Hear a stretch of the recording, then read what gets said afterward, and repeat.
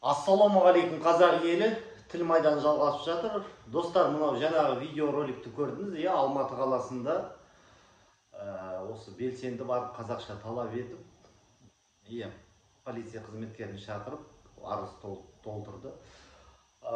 Мысалы, бізге хабарлассаңыздар, бізде заңгерлік кеңес тегін, 5 адвокатымыз бар. Атырауда осы бір апта болды.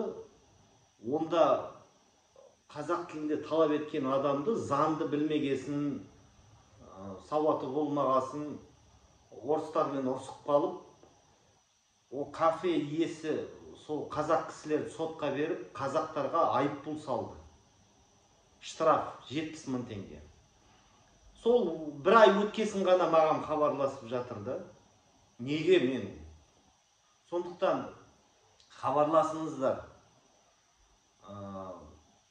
Заңгерлік біліміңізді, сауатыңызды ашыңыздар.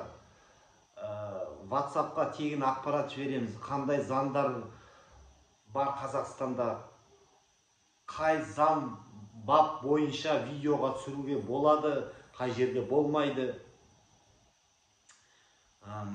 Енді қыр-сырын соңғы 7 жылда біз білеміз. Сондықтан біздің тіл майданы қозғалысы ұйымына қосылыңыздар. Есігіміз ашық. Енді мен қылмыскер емеспін, мені толық ақтап шықты, мен үстімнен іс жабылды. Сондықтан Қазақстанда енді тіл майданы қозғалысын жаңғыртамыз. Қазақ тілі маңызды. Бір тіл, бір мемлекет.